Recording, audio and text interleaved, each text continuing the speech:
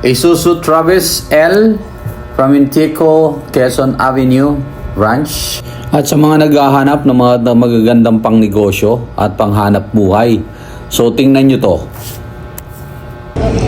Okay, andito tayo ngayon sa Isuzu Intico, Quezon Ave.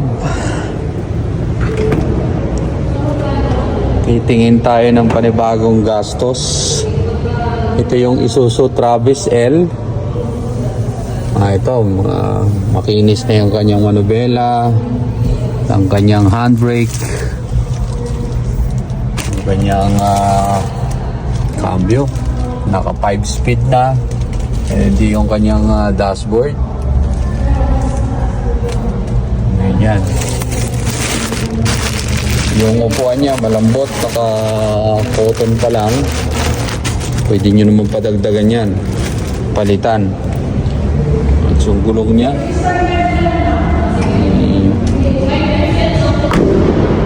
Okay.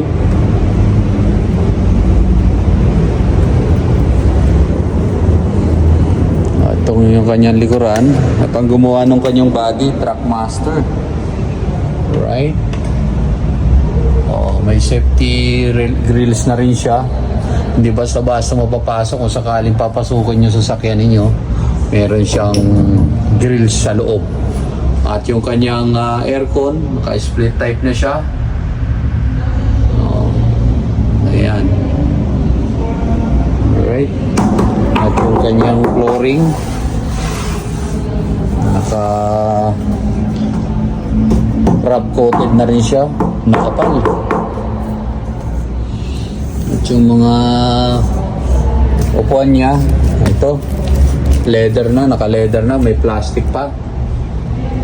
Okay. Tingnan natin kung anong klase, no? Oh, maganda. Oh, hindi siya hindi siya malakas. May shock absorber siya. Ito yung Isuzu Travis L. Maganda, magandang kargahan ito. Alright. Ha? Kaya nga actually mag-aaral pa ako sa manual, ate. Sana may mati kayo nito. Madali naman yun eh. Kaya nga. 60,000 daw pero Yung? hindi. NDP. Pero tapos sa 27 ang monthly. Oo. Sabi ko sa kanya, kung yung 100, pero check daw muna yan yung pinaka-code. Okay. Isuzu Intico, Quezon Avenue. Kaya ko please Okay. Okay, sa lahat mga gusto magnegosyo dyan ng truck delivery. Ha? Oh, pero ito si Trackmaster to. Trackmaster ang gumawa.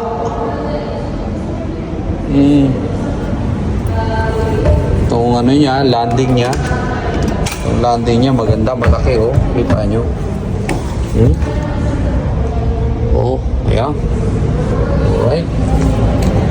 Tingin ko mas maganda to compare to kay kay Sentro, no? Ito.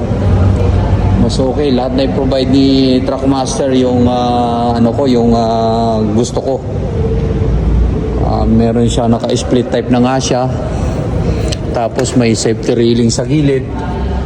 At may 3 window. Ayan o. Isa, dalawa. Tapos dun sa dulo. Isuzu Travis L po ito. Ito yung mahaba. Meron nga yung short nito. Mas maiksi. Pero mas mataas na siya. Right? Yung aircon niya naka-switch air na.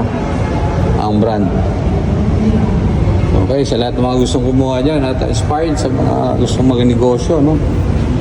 For delivery in outing, Ate, isa pa nga pala yung nito, yung exhaust nito manakataas na. Ayun, makikita nyo, yung iba kasi nasa ilalim ito eh. Ito yung air intake niya. Kasi yung L300, nasa ilalim yung air intake niya. Kaya pag mataas ang baha, yari na. Hindi kaya kilalim yan. Yes, oo. Dito nagustuhan ko dito sa Isuzu, talagang Kailangan pambardagulan sa kasada kargahan ito. Eh no, naka coil spring na siya. Pang ilalim niya oh. Right. Naka 6 hole na rin yung kanyang bolt. Expected natin yan kasi pangkargahan ito. Alright.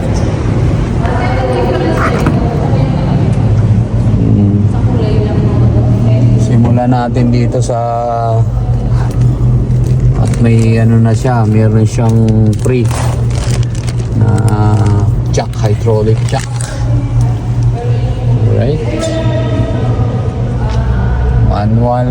Tapos may ano rito, handle dito na kapitan para pag-aakit ka kahit mataas. Easy na para sa'yo. Okay? Sige po. Abangan nyo. Baka makabili tayo.